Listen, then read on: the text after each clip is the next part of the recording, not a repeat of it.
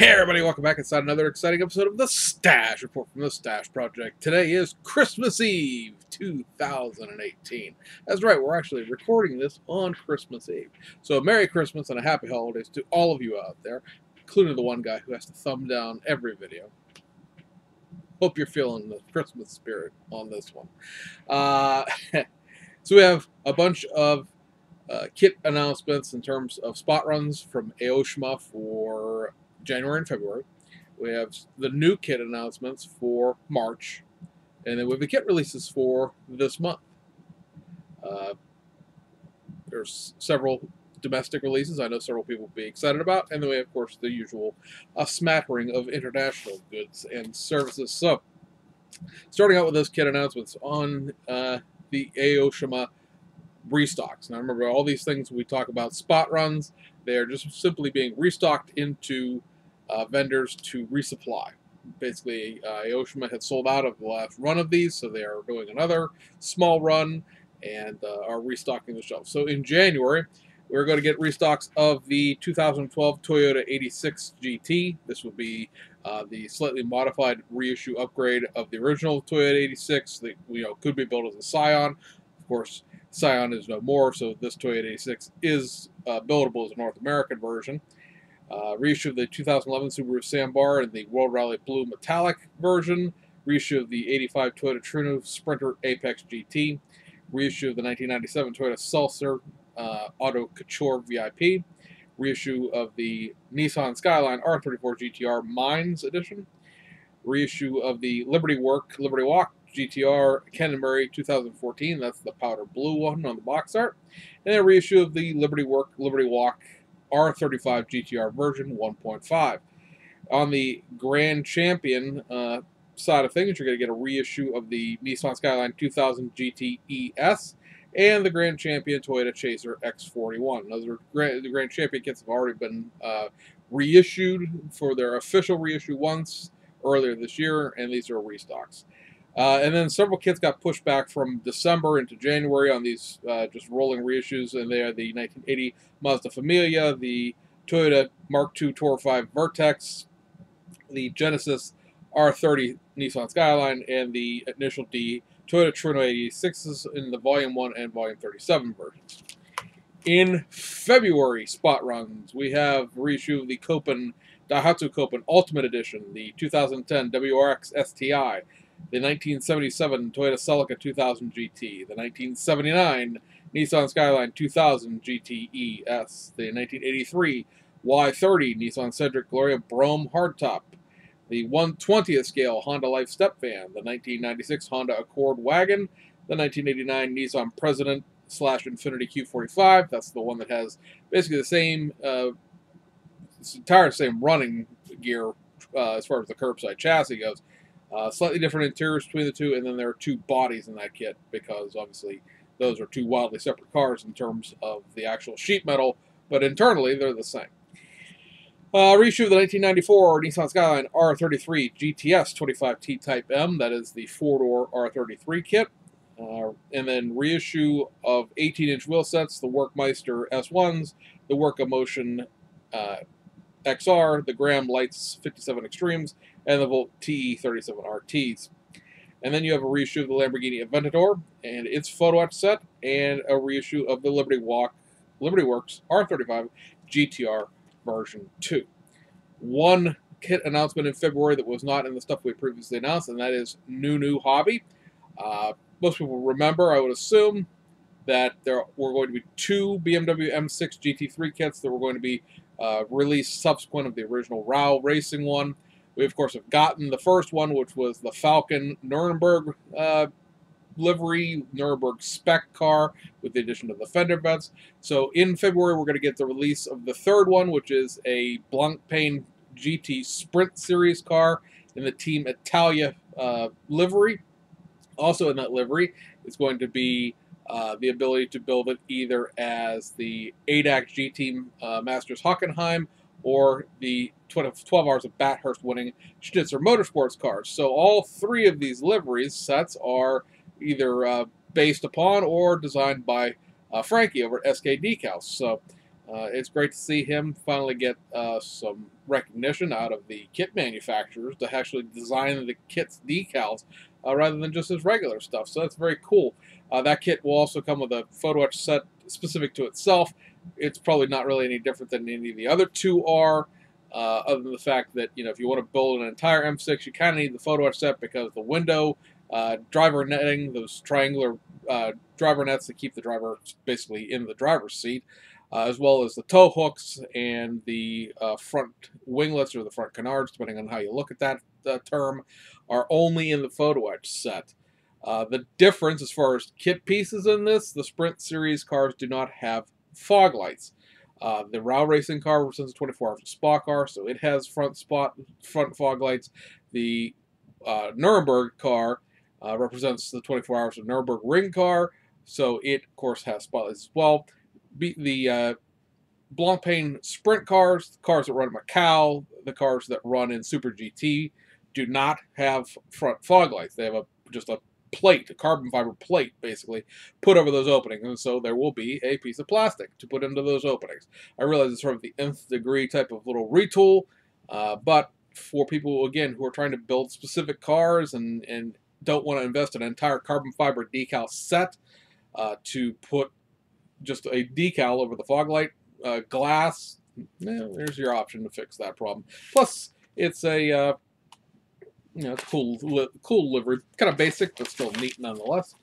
And then our really sort of new stuff here as far as the March 2019 kit announcements over at Fujimi, reissue of the Ferrari 250 GTO, probably the best 250 GTO kit available, long superseded the Revell of Germany kit, which wasn't a bad kit in its own right, but the Fujimi one is newer and probably more accurate and proportional.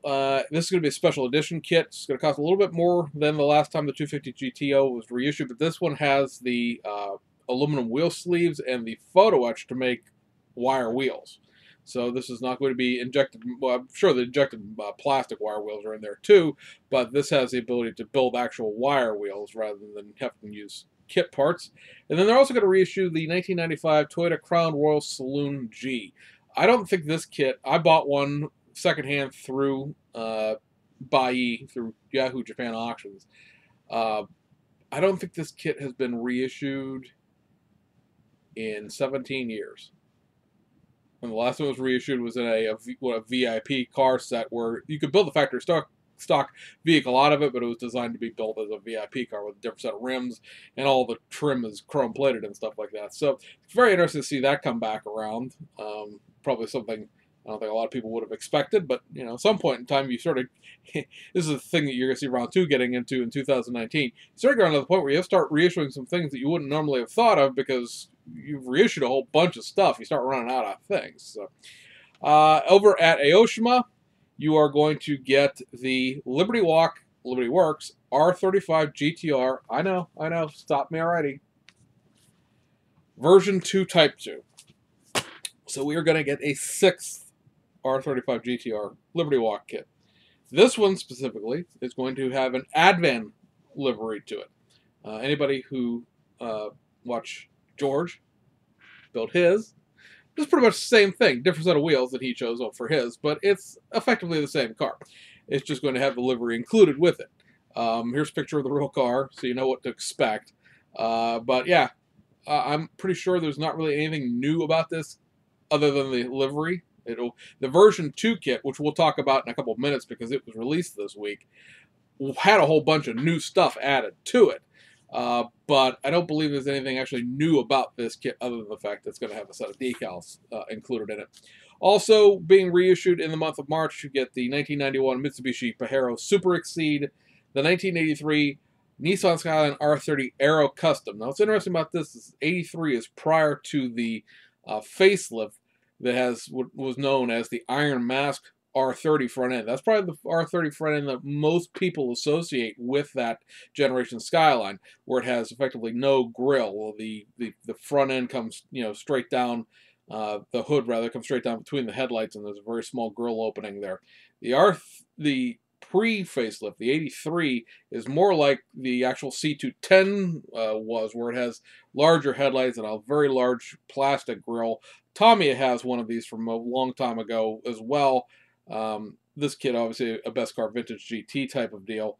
It is going to have new wheels tooled up for it, so you can actually build it as the Aero Custom that the Machine was based off of. If you've followed this channel for a long time, you know the Aoshima The Machine series, which there are 3 of. They're like red cars, they're police cars, basically. It's a Japanese TV show.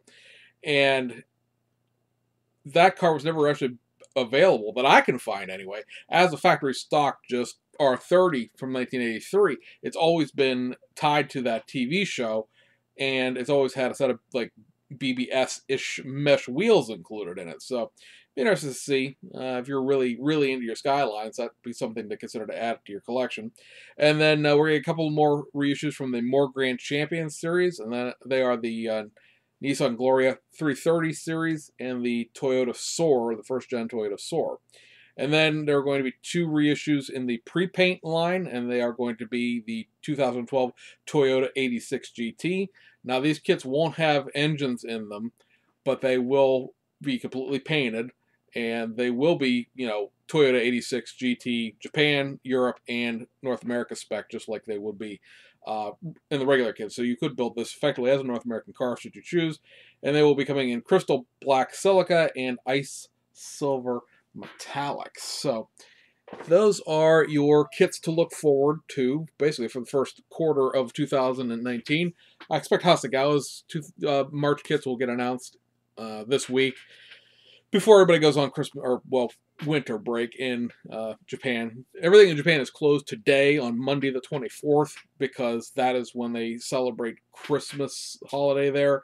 But everything will be back open for this week, and then starting on New Year's next week through basically the following following Monday on the 5th. Let me make sure I get my dates here, because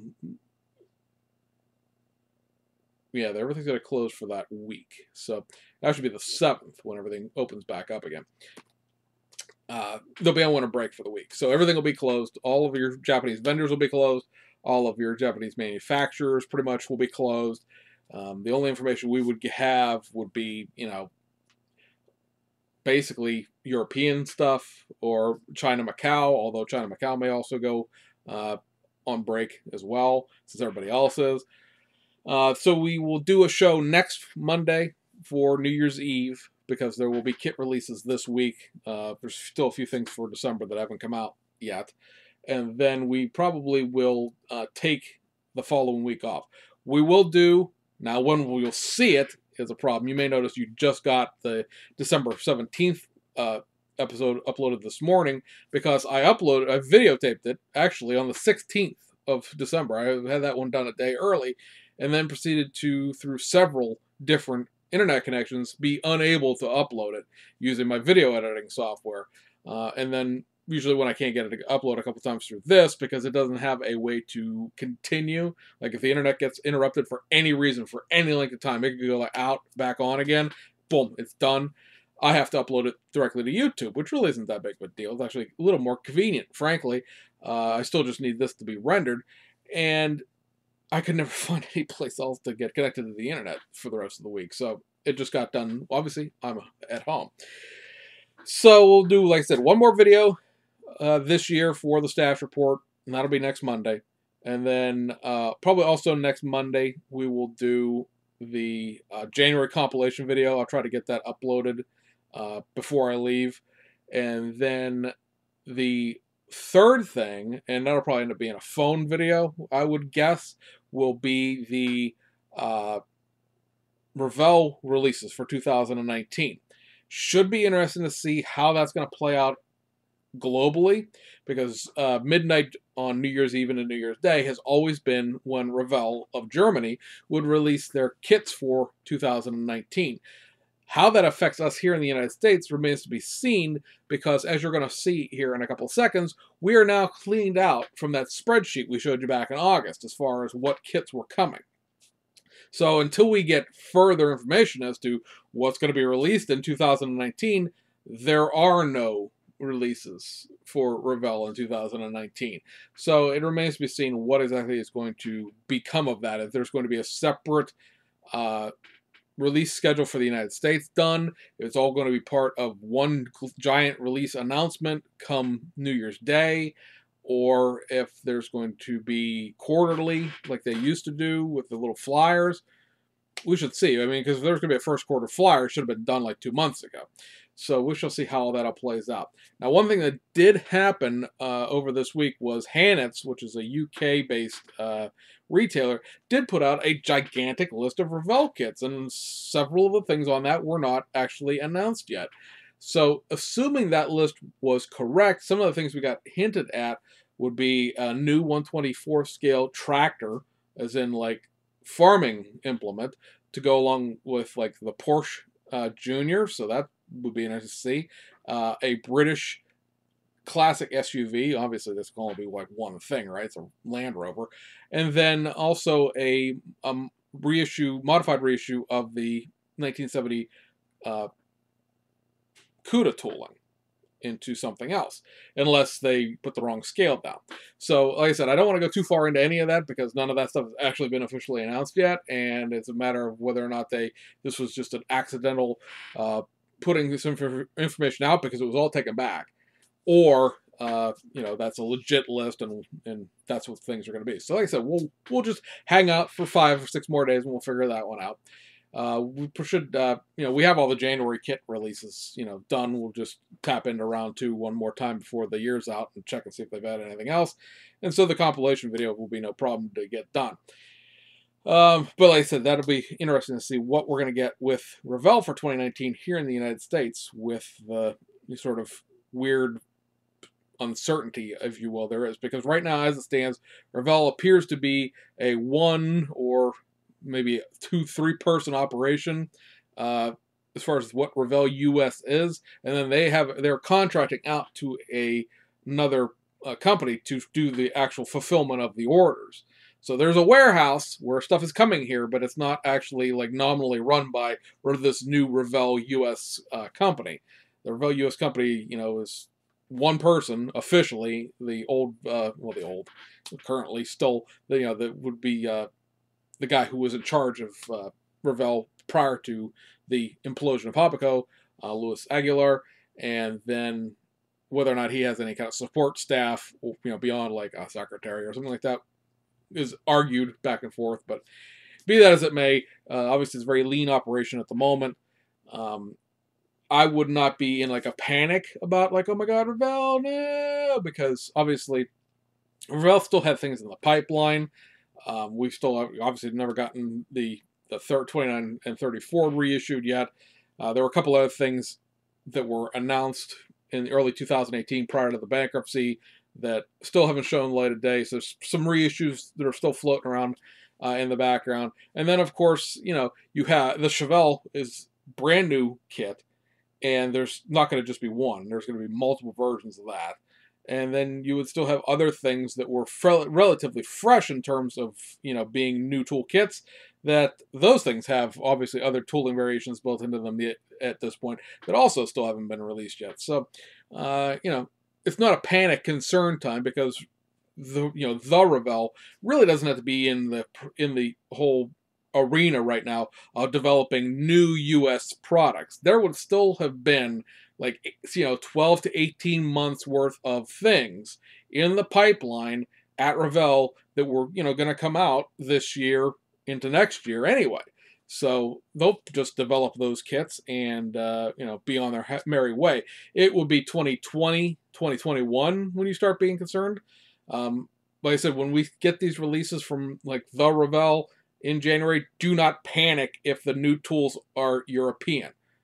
Because again, they're going to still be working off of what was done at Revell prior to them purchasing it, rather than focusing on brand new tools, from scratch, from the ground up development. Won't happen probably, like I said, for a year or two until they run out of things that were already in the works.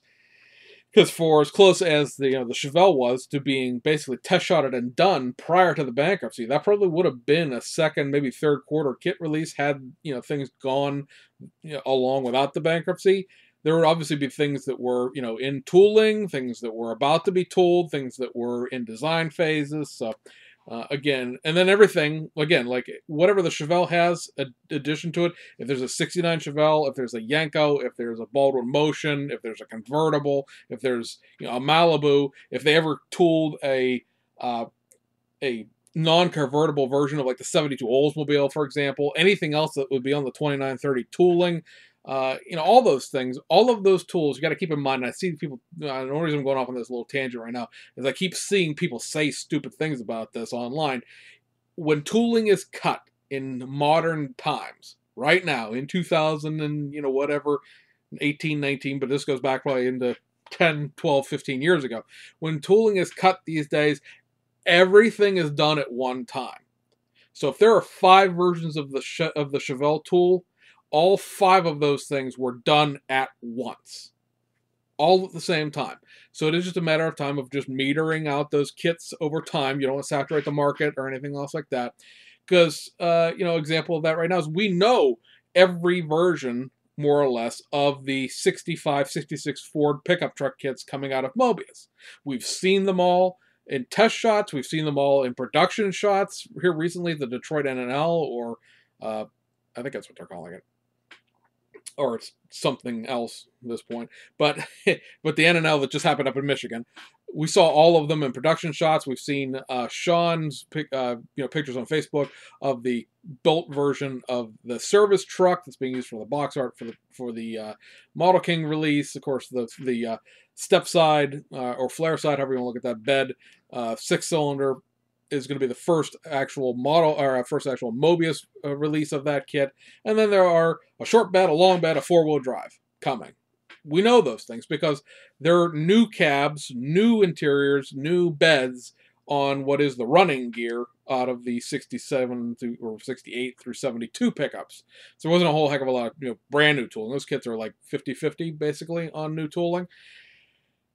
But everything is done at once. When those original 68 to 72 tools were cut, all of the tooling was cut at once. You always see, well, maybe they'll decide to cut a 4-wheel drive. No, the 4-wheel drive kit was done at the very beginning. Their parts of that were accidentally released. If you go dig back into the archives like 4 or 5 years ago to when the show was first done, we showed you pictures of the 4-wheel drive parts because they were posted online, so we showed them to you. That person then had to scramble to take them away, but we never deleted that video. It's on here somewhere. But like, everything is done at once. So if there are more tooling based on the 29 and 30 Fords, it's all done. Now, did some of that have to be fixed? Who knows with the whole forklift drop. But, that stuff's all done. There's more Broncos.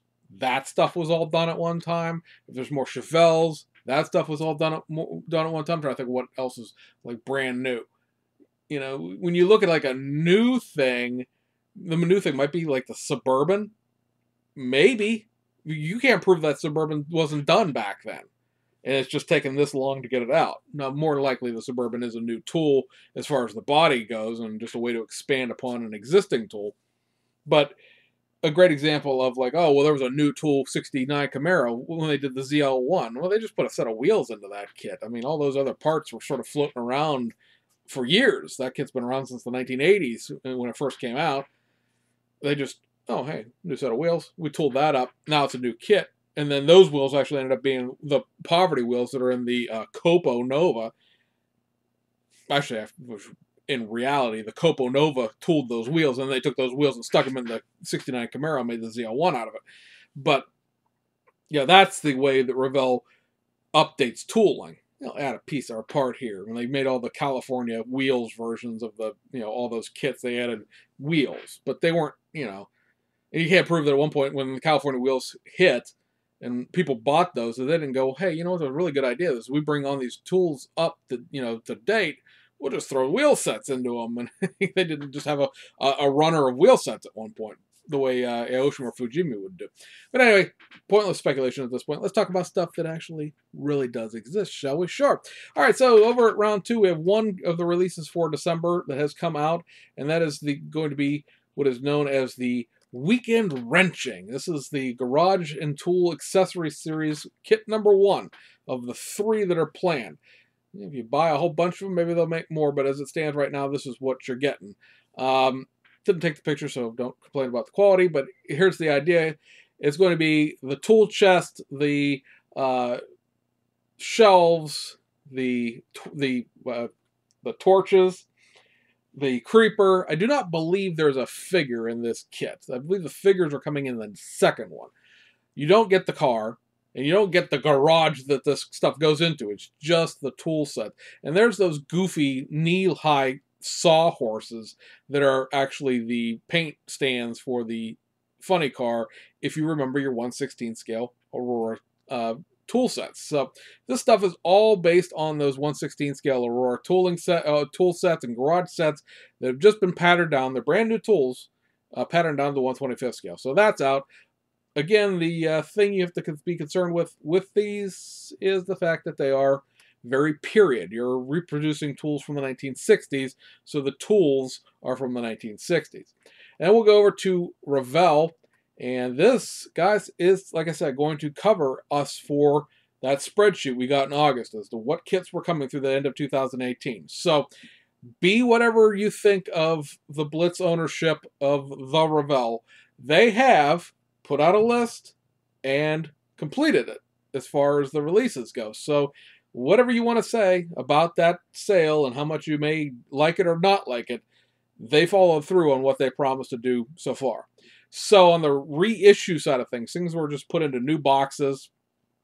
Is the 69 Dodge Charger Daytona 2-in-1 with the Pro Modeler logo thrown in there, I'm guessing because it still has the photo etch mesh for the nose piece. This can be built as just a factory stock Daytona Charger, as close to factory stock as a Daytona Charger really was. And then it has this sort of like NASCAR tribute attitude toward it, where this is not really a valid NASCAR kit. You could build it to look like one, but it was not an actual NASCAR kit when they did it. It was more like a Richard Petty tribute car back when the original kit came out. So keep that in mind. It's not really a valid NASCAR kit. If you want a winged NASCAR kit, wait till sometime in the mid-2019. You'll get one then.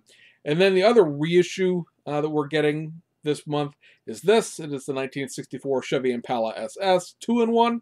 I want to say at one point this was a 3-in-1 kit. There was like a custom version to this, but this kit as it stands is a factory stock build and a lowrider. So those are your 2-in-1 options on that.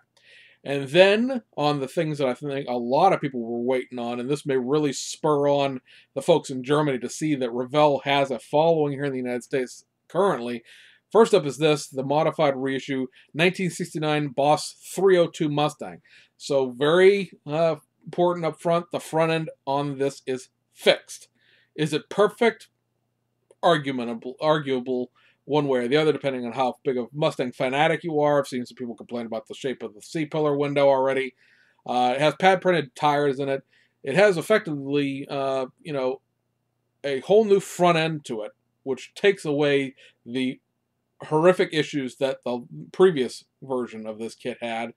It's got window louvers for the back, fairly nice decal sheet. It looks pretty decent for what it is. Now, people will point out that if this isn't accurate, and that's not accurate, and the interior is not accurate, and this, that, and the other thing. And that, guys, you just have to deal with being a concession to what this is. The 1970 Mustang was a monogram kit done in the 1980s. And then those same patterns were used by Revell when the two companies merged to start making these 1/25th scale 69 Mustangs. And so it's still got like the Mach 1 interior to it, and it's got a few other pieces to it that don't necessarily really belong to this. It's got the roll cage mounting points in the interior for the Shelby. It's a compromise. And it is what it is in that sense. They weren't going to go out and retool this. This was always going to be a modified reissue. And frankly, I think it's fantastic that they at least admitted to the fact that the front end is a disaster on the other 69 Mustang, the Mach 1, and they tooled up a new one. So, I give them props for that. Even if there's nobody to give props to, I give them props for that. And then the last kit from Revell for this month is this, the brand new tool 1968 Chevy Chevelle I hate it when people abbreviate Chevy like that for some reason. I mean, one thing was like a 1968 Chevy SS 396, the way the box art for the 66 Impala is, but Chevy Chevelle is just like, I don't know. It just bothers me in that little corner of my mind that wants to go Chevrolet Chevelle. Or just leave the Chevy off entirely. Everybody knows what brand Chevelle is, but be that as it may. So this is a brand new toolkit, and it really looks good. It really, honestly looks good. The front end and back end are tooled up very separately. And when you look at the way the parts runner is laid out, there's sort of a mirror image on it where one side doesn't exist because it's been gated off. It really makes you think, well, that's where the 69 bumpers and grills and tail panels go. It does have two sets of wheels included in it. It has the rally wheels and sort of a factory mag set, I believe. Best way I can describe it. The stripe decals come in 3 colors, so you can certainly paint this a variety of different colors as far as your tastes go. And like I said, it really looks pretty decent. I really, this kit has been out for this entire week now, and I really haven't seen anybody savage the living bejesus out of it. I don't know if everybody's just so excited about it that they don't care yet, or maybe not enough people have it on hand to complain, but this one really seems to have gotten a vote of approval from the people who would actually know this car way better than I would, because, I mean, hey, this car came out 11 years before I was even born. So, very exciting to have this. We've really needed a new 68, 69 Chevelle for a while now. The AMT kit, soldiered on. It did its service, but, that kit's from 1968 and 69. It needed to be put away and just best forgotten at this point. Not that there's anything particularly wrong with it, other than the fact that the 69 kit doesn't have any taillights, but, modern tooling. Huzzah. Just, we can do this. So there's that. That's our domestic kit releases for December. So like I said, that leaves us with nothing for Revell for January and on. So it'll be very interesting to see what gets announced here this week, maybe, or next week, or into the beginning of 2019 with that, to see where we're going to go with that for the year. All right, so let's go overseas, shall we? Sure. So there's one Tamiya release for the month of December, and it was this reissue, the Lancia Stratos Turbo Group 5 race car that is silver-plated. It is not like chrome-plated, it is silver-plated. It's the more brushed aluminum look that most of Tamiya's chrome has. The whole thing is plated in that, every part of the body, the wing, the body, the front lip, and everything. Obviously, you could strip that off by just tossing it in some chrome stripper, because it's just, matte chrome, basically. But otherwise, this is the exact same Group 5 Lancia Stratos kit that's been around since, I would say, the late 1970s, early 1980s. It is very basic. I believe this was formerly motorized at one point. It's got, because the front wheels are steerable, that comes with a figure for the interior and stuff like that, but the actual assembly of it is very, very curbside, very, very motorized based. I think that some of the decals for this kit may still be in production. There were several Group 5 livery sets that were done for this, other than the Alitalia set that this kit came with originally. I don't think this kit comes with any decals. Let me look real quick, because I meant to look that up and then I didn't. So you guys just sit here and watch me type. I think because that of course is an entire licensing thing, where if they don't put decals in it, they didn't have to pay licensing beyond the licensing to Lancia. Let me take a look at the parts here, guys. Nope, no decals. So this is silver plated, and that's it. So know that going in. There are no decals. No. There's not even a sheet of decals. So there aren't any decals for like the gauges inside or anything. None. Zero. Zip. Zilch. Nada. So, so that reissue came back out. That was sort of one of those things that flew under the radar, Tamiya Fair, and just sort of popped up out of the middle of nowhere. One thing we haven't gotten, actually, and the kit will be probably released in the United States and Europe before Japan anyways, we don't have a pre-order for the Ford GT yet.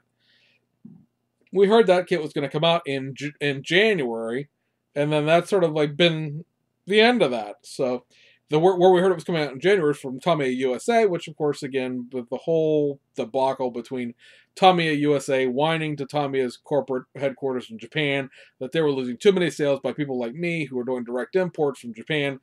that they've managed to now get the kits released in North America and Europe a month ahead of time. At this point, we still, like I said, don't even have the ability to pre-order the Ford GT in Japan as of yet. Probably after the holiday, I would imagine. Maybe before the end of the month. But if they're going to release it in February in Japan, they need to get it. They need to get it into pre-order status relatively quick, or else it'll be a crash course where it'll be like 2 weeks for people to order it before it comes out. And then we have some Hasegawa stuff. I'm just trying to see if there's anything else that is worthy of mention here. Of course, I mention everything, but I just want to make sure I'm not forgetting anything. We'll go to stop over at Fujimi real quick before we go to Hasegawa and Aoshima. Brand new toolkit out of Fujimi for the month of December, and that is the Toyota FJ Cruiser. So yes, as we've discussed, this is a JDM spec 2017 model Toyota FJ Cruiser. It is in their easy line, so you don't require paint. It is a snap-tight kit. Kit is molded in like 3 colors, black, white, and like a silver. It's not even like a silver plate, it's just silver. Kit looks pretty decent for what it is. I mean, being a 124 scale snap-tight kit, not a whole heck of a lot of parts. It has that sort of Lego-y feel that the Alfred van has, where the whole like sort of front end of it and roof and back part, front and rear clips and stuff like that are separate pieces, so that they can swap parts and pieces out as they release new versions of this. This one that you're looking at right now is all white. So the entire thing is molded in white, and then there's only 2 of the 3 have been released so far. I assume the other one will come out probably tomorrow. But the other one that is out so far is this one, the yellow two-tone, where it is a yellow injected molded body, and then the roof is still molded in white. But other than that, the kits are identical to one another. There are, for these kits, a small, actually it's a pretty robust set of decals, because they include an entire number plate set. So you can create a Japanese license plate for any prefecture, any district that you want. You can make up any license plates that you want. There's like 2 or 3 pre-made, plus the FJ Cruiser sort of, fill-in plates. But you can make your own, any kind of Japanese license plate that you could have your heart set on. And then there are a bunch of Toyota logos and Dash logos and things like that are water slide decals. So you're not stuck using that stick-on Mylar stuff that is designed for, kids or inexperienced builders. And then I think that, over to Hasegawa real quick. One little stop in the Hasegawa store. There's still a couple things from Hasegawa that haven't come out yet, but this was released this week. It is the 3rd of the figure collection set. These are the 1990s Paddock girls. They just have Hasegawa Racing logos for their bathing suits and the umbrella. They look kind of Calsonic-y to me. But be that as it may, you could probably paint them whatever color you wanted to. If you wanted to make them for the Taka Q Toyota that's in the background of this thing, you could do that, of course. But they are injected molded plastic. The first figures that Hasegawa started putting out were the Wild Egg Girl figurines that were stuck into the military kits. And those were resin pieces. And then they announced that they were going to start doing figure collections. I think a lot of us thought that they were going to be resin figures, but they have been injected molded plastic figures instead. So obviously, what you see is what you get in the box art there in terms of pieces and parts. There's an umbrella, there's 2 girls. One has a headband, one doesn't, and they have, one-piece bathing suits, and that's pretty much, and high heels. That's pretty much it for that. And then we have one kit out of B-Max so far, not the one that I've already wants, but one that is coming out anyway, and that is the 1985 Haspengao Rally, 1984 Rally Oman version of the Toyota TA64 Celica. 2 sets of decals, 2 sets of wheels, because in addition to the chrome plate, I think they're probably stainless steel in real life, or polished aluminum, but not chrome. In addition to the chrome wheels that come with the Portugal Rally car, this also has a brand new set of wheels tooled up for the Rally Oman car to accurately represent the mini lights that car had. So that's very cool there. We have talked about it in the most recent couple of videos we've done, where these kits do not have the actual legitimate tobacco sponsors for it. There's no Belga for the Haspengao Rally. There's no Marlboro for the Rally Oman. The Rally Oman decals from Taboo Design are still available. You could just swap out the entire, their entire decal sheet for the decals that come in the kit.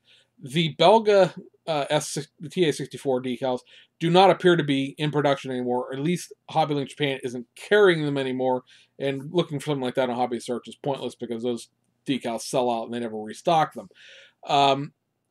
So you might have to go Media Mix, Hobby Easy, Spot Model, someplace else to look for them to see if they're even still available. Otherwise, your next best option is to get the Auto Color set that is coming out, or actually has come out. It's available in Hong Kong through Hobby Easy, that has just the words and the logos for the Marlboro and the Belga logos, if you happen to be interested in that Group B rally car.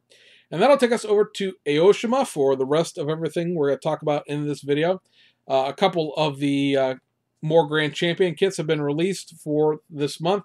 I apologize for this image. It's teeny tiny, but I can't find a better one as of right now. So you have this kit, which is the more Grand Champions. Let me look at what we're actually officially calling this. I don't have this month flopped up in here in front of me. The C10 four-door Skyline Special Edition. And then you also have this, which is the Nissan Gazelle 110 Special Edition. The Special Edition here being it's a convertible. Wow, that is just ridiculous looking, but be that as it may. I know there's probably some people that are like, oh my god, that kit's like $85, $90. So now it's $28 again. And I'm right there with you because you know me, I like to crush some kit value when I can. Then you have the reissues of another couple of kits that are going to really crush some kit value. And they are the 1968 MGB. So this is, of course, the classic MGB with the wire wheels and everything else. This kit has not been available in 14 years, I believe. Since the last time this kit was reissued, I think it was 2004 or somewhere around that base when it was reissued last. And then its twin, there are 4 of these altogether, but they're only reissuing 2 so far. I would expect that 2, if these sell, will probably come along. And then you have the other kit, which is the 1974 MGB. With this is a brand new set of wheels tooled up for it. The original kit never had an accurate set of 1970s wheel. It's also known as the urethane bumper edition, if you have some of the older versions of this where urethane is spelled incorrectly. So this kit's back out. Both these kits do have a somewhat 4x4 stance issue that you have to address when you're putting it together. Otherwise, they're very, very nice kits, everything considered. I'm not sure if these were Aoshima tools or Airfix tools, because Airfix also released these kits. You want to think it would be Airfix because they're British sports cars and they've been so far and long ago as far as the when they were released last. But obviously, if Aoshima does not possess the tooling, they have access to it. So those 2 kits are reissued, and I know a lot of people will be very, very, very excited to have those back out just because it's been so long and those kits got so expensive over the intervening years. And then you have the release of this, the modified reissue of the Liberty Walk Liberty Works R35 GTR Type 2. So this takes the Type 2 kit that has already been released once, and this updates it to 2017 specs. So pretty much like the version 1 that got updated to 2017 spec, this thing has a whole slew of new parts in the front and the back end, as well as the hood, the glass, everything that you would need to update the body itself, all of the trim to 2017 spec car, and then new bumpers and over fenders and everything else to conform the Liberty Walk part to being 2017 spec as well. This does come with the spoiler out of the GT3 type spoiler, so that's not new. The wheels aren't new; they're still the same Forgio or Foragio wheels, but it's another version of the Liberty Walk kit if you are still interested in them at this point.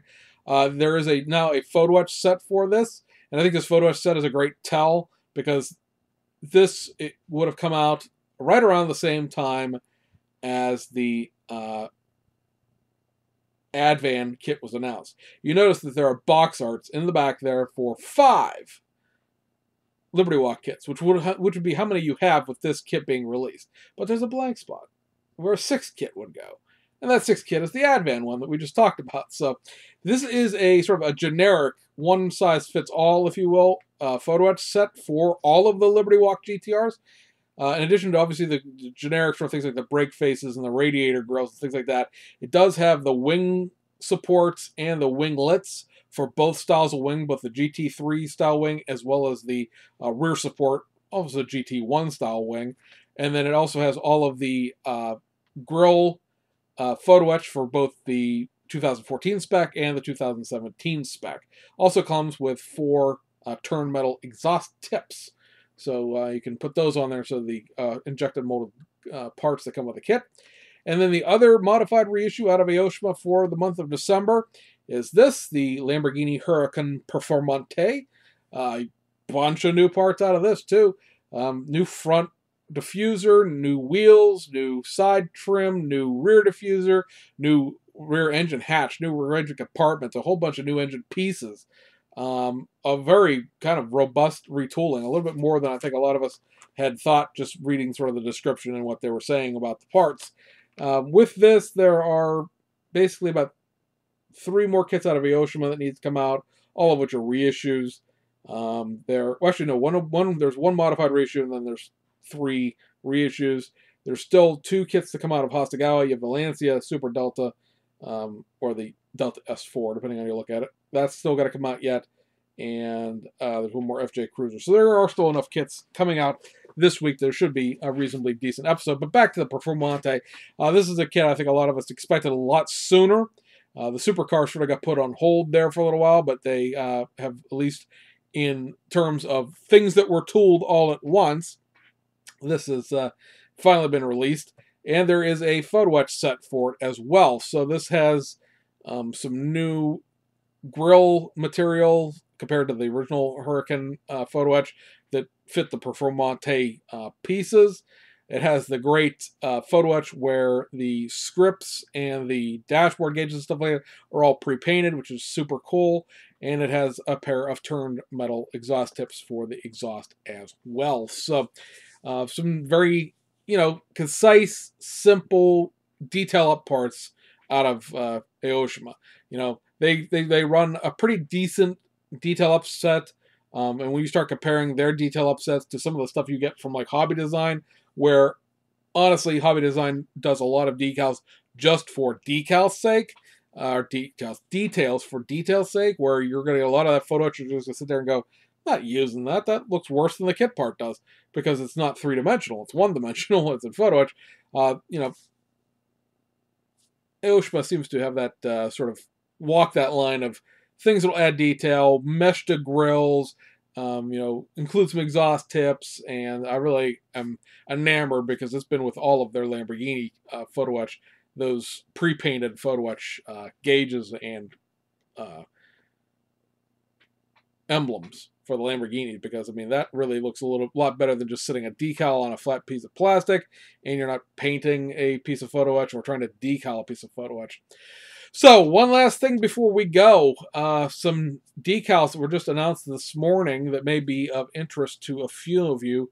I'm not going to show you the pictures because they're not really quality enough to show you guys.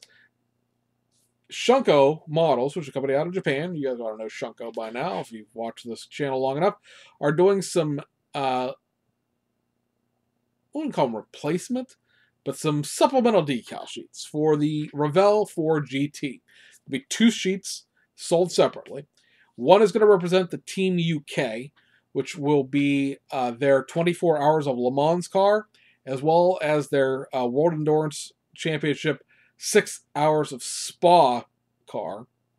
Now, they won the 6 Hours of Spa class, or their class in 6 Hours of Spa. However you look at it. 24 Hours of Spa is a different thing. That's a GT3 race. The 6 Hours of Spa is the World Endurance Championship race. So they did win that. Their 24 Hours Le Mans cars did not podium as far as the 2018 season goes. And then the other sheet, which is a little bit bigger, is the Team US 24 Hours of Le Mans 2018 car and the 2018 24 Hours of Daytona car. So that gives you the ability to build the winning 24 Hours of Daytona class car. some alternative liveries, and for places like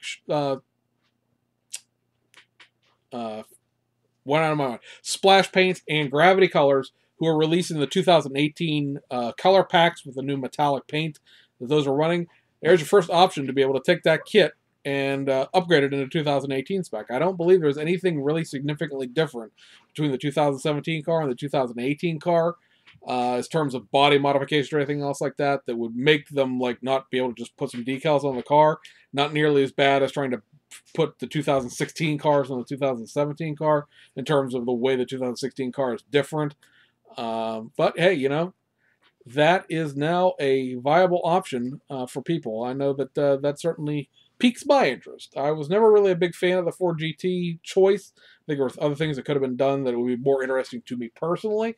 But being able to build the Spa car or the 24 Hours of Daytona car and have a car on the table that, yeah, it looks like everybody else's, because I mean the red, white, and blue color scheme is universal for Ford racing in terms of that platform. But just to have something a little bit different, that's cool. I like that. And I know a lot of people are going to buy those 2018 colors, not realize they're 2018 colors, and paint their 2017 colors in sparkly metallic paint anyway. But now you have the opportunity to build them with correct livery for the correct colors. So, anyway, guys, I believe that wraps it up for this one. Again, we hope you and yours have a very Merry Christmas. Won't say Happy New Year because I'll see you guys again before New Year's. But hope you have a great weekend for everybody, and we'll see you guys on the other side.